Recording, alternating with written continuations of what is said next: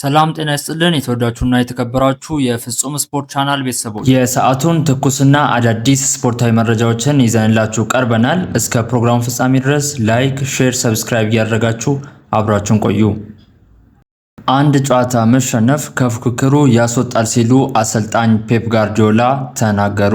የማንቸስተር ሲቲ አሰልጣኝ ፔፕ ጋርዲዮላ በቀጣይ የሚኖሩ ጨዋታዎች ሁሉም የፍጻሜ ናቸው ሲሉ ገልጸዋል። የውድድር ዓመቱ ሊጠናቀቅ 3 ወራት ሲቀሩት የምናደርጋቸው ጨዋታዎች ሁሉ የፍጻሜ ናቸው ሲሉም አሰልጣኝ ፔፕ ጋርዲዮላ ተናግረዋል። አሰልጣኙ አያይዘውም አንድ ጨዋታ ከተሸነፍን ከውድድሩ ፉክክር እንወጣለን፣ መልሶ ለማገገምም እድል የለንም ሲሉ ተናግረዋል። አሰልጣኝ ፔፕ ጋርዲዮላ በንግግራቸው ወቅት ሳቪንሆ ከጉዳቱ በማገገሙ ወደ ሜዳ ለመመለስ መቃረቡን ገልጸዋል። ጄምስ ትራፎርድ በቀጣይ በማንቸስተር ሲቲ ስለሚኖረው የወደፊት ቆይታ እንደማያውቅ ተናግሯል። የማንቸስተር ሲቲው ግብ ጠባቂ ጄምስ ትራፎርድ በቀጣይ በክለቡ ስለሚኖረው የወደፊት ቆይታው እንደማያውቅ አስታውቋል። ስለ ወደፊት ቆይታው ያነሳው ትራፎርድ በማንቸስተር ሲቲ ውል አለኝ፣ ነገር ግን ቀጣይ የውድድር ዘመን ምን እንደሚፈጠር አላቅም ሲል መልሷል። በአሁኑ ሰዓት ነገሮችን ቀን በቀን ማየትና ራሱን ማሻሻል ላይ እያተኮረ መሆኑን ጄምስ ትራፎርድ ጨምሮ ተናግሯል። ማንቸስተር ሲቲን ሲቀላቀል የቁጥር 1 ግብ ጠባቂነት ቦታን እንደሚሰጠው ቃል ተገብቶለት እንደነበር ጠቁሟል። ጄምስ ትራፎርድ አክሎም ኒውካስልን ትቶ ወደ ማንቸስተር ሲቲ ለመመለስ ሲወስን ዶናሩማ እንደሚፈርም እንዳልተነገረው አረጋግጧል። ትላንት በነበረው ጨዋታ ናፖሊ ከሮማ ነጥብ ተጋርቷል። በጣሊያን ሴሪያ ጠባቂ መርሃ ግብር ናፖሊ ከሮማ ጋር ያደረገውን ጨዋታ 2-2 በሆነ አቻ ውጤት አጠናቋል። የሮማን ግቦች ዶኒኤል ማለን ሲያስቆጥር ስፒናዞላና ሳንቶስ ናፖሊን አቻ ማድረግ ችለዋል። ናፖሊ በተከታታይ በሜዳው ያደረጋቸውን 23 የጣሊያን ሴሪያ ጨዋታዎች ሳይሸነፍ መጓዝ ችሏል። በሊጉ የደረጃ ሰንጠረዥም ናፖሊ 50 ነጥቦችን በመያዝ 3ኛ ደረጃ ላይ ሲቀመጥ ሮማ 47 ነጥቦችን በመያዝ 4ኛ ደረጃ ላይ መቀመጥ ችሏል። በቀጣይ መርሃ ግብርም እሁድ አትላንታ ከናፖሊ ጨዋታቸውን የሚያደርጉ ሲሆን በዛው ዕለት ሮማ ከሪሞኔንስ ጋር ጨዋታቸውን የሚያደርጉ ይሆናል። በውጤቱ በጣም ደስተኛ ነኝ ሲል አርቴታ ተናገረ። የአርሴናሉ አሰልጣኝ ሚኬል አርቴታ ቡድናቸው ባስመዘገበው ውጤት ደስተኛ መሆኑን ተናግሯል። በተመዘገበው ውጤትና በቡድኑ እንቅስቃሴ በጣም ደስተኛ ነኝ ያሉት አርቴታ ብዙ ለውጦች ቢኖሩም በቡድኑ ተገርም ያለው የተለየ ነገር አላየውም ብለዋል። ስለ ሪካርዶ ካላፊዮሪና ቤን ዋይት ሁኔታ ያነሱት አሰልጣኝ ሚኬል አርቴታ ስለ ሁኔታቸውን ለማወቅ መጠበቅ አለብን ሲሉ ገልጸዋል። አሰልጣኝ ሚኬል አርቴታ አክለውም ማርቲን ኦዴጋርድ በብሬንትፎርድ ጨዋታ ባጋጠመው ጉዳት ምክንያት ዝግጁ አለመሆኑን ተናግረዋል። የለንደን ክለቡ አርሴናል ከ2019-20 የውድድር ዘመን በኋላ ለመጀመሪያ ጊዜ የኤፍኤ ካፕ 5ኛ ዙር መቀላቀል ችሏል። መድፈኞቹ በዛን ጊዜ የውድድር ዓመቱን የኤፍኤ ካፕ ዋንጫ ማሸነፍ ችለው ነበር። አርሴናል በዚህ ዓመት ያሳካቸው ነገሮችም የፕሪሚየር ሊጉ ዋና መሪ ሲሆን የሻምፒዮንስ ሊግ 16 ተቀላቅሏል፣ የካራባኦ ካፕ ፍጻሜን ተቀላቅሏል፣ ኤፍኤ ካፕ 5ኛ ዙርን ተቀላቅሏል። ታዲያ አርሴናል በዚህ ዓመት እነዚህን 4 ዋንጫዎች ለማሸነፍ እየተጓዘ ይገኛል። ኤፍኤ ካፕ ልክ እንደ ሻምፒዮንስ ሊግ ነው ሲሉ አሰልጣኝ አርነ ስሎት ተናገሩ። የሊቨርፑል አሰልጣኝ አርነ ስሎት የእንግሊዝ ኤፍኤ ካፕ ውድድር ፈታኝ ፉክክር የሚታይበት መድረክ መሆኑን ተናግረዋል። አሰልጣኙ ሲናገሩም ኤፍኤ ካፕ ልክ እንደ አውሮፓ ሻምፒዮንስ ሊግ ውድድር በጣም ከባድ ቦታ ነው ብለዋል። የሁለቱ ውድድሮች ልዩነት በኤፍኤ ካፕ የኤስጂ ሪያል ማድሪድ፣ ባርሴሎና እና ባየር ሙኒክ አለመኖራቸው ብቻ ነው ሲሉ አሰልጣኝ አርነ ስሎት ተናግረዋል። ስለ ስፖርትስቦዝ ያነሱት አሰልጣኙ እሱ በዚህ የውድድር ዓመት ከዓለም ምርጥ ተጫዋቾች አንዱ ነው ሲሉም አወድሰውታል።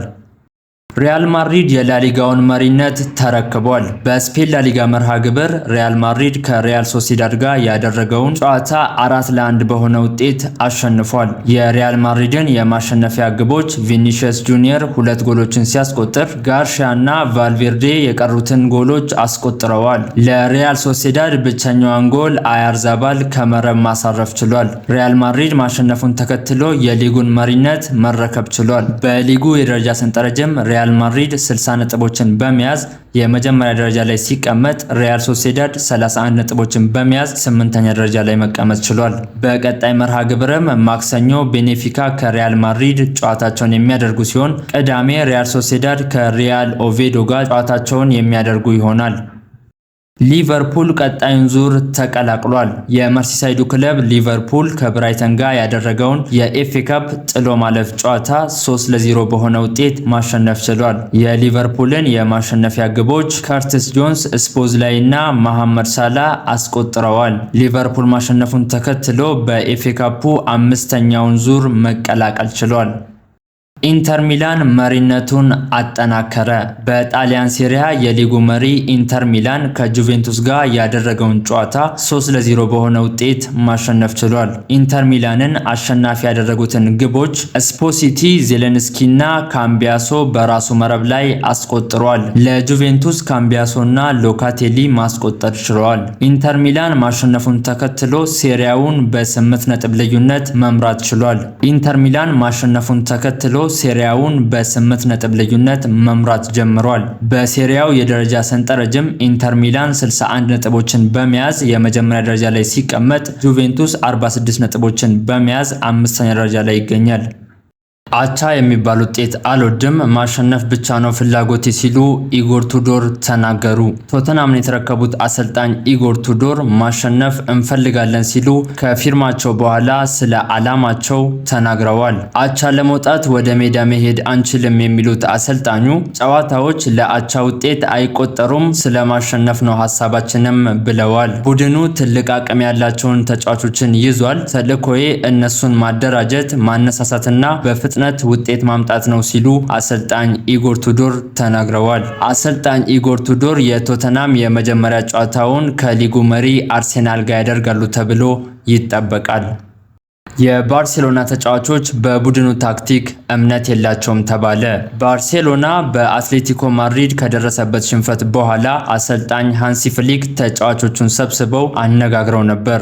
አሰልጣኙ በውይይቱ በተለይ በጨዋታው መጀመሪያ አጋማሽ በተጫዋቾቹ ጥንካሬና አሰባሰብ ላይ ጥያቄ አንስተዋል። የቡድኑ ተጫዋቾች በበኩላቸው ለአሰልጣኝ ሃንሲ ፍሊክ ታክቲካል ስጋት እንዳላቸው ገልጸውላቸዋል። ተጫዋቾቹ እንደ አትሌቲኮ ማድሪድ ባለ ትልቅ ጨዋታ ላይ ተከላካዮችን ወደፊት ወስዶ ማጫወት ትክክል ነው የሚል እምነት የላቸውም። የቡድኑ አንዳንድ ተጫዋቾች ሄሪና ራፊና ከሌሉ የአሰልጣኝ ሃንሲ ፍሊክን አጫወት መተግበር አስቸጋሪ መሆኑን ተናግረዋል። ተጫዋቾቹ ሙሉ የአጫወት መንገዱን እንዲቀየር የሚፈልጉ ሲሆን ነገር ግን በትልቅ ጨዋታዎች ተስማሚ የሆነ አጫወት እንዲፈለግ ጠይቀዋል።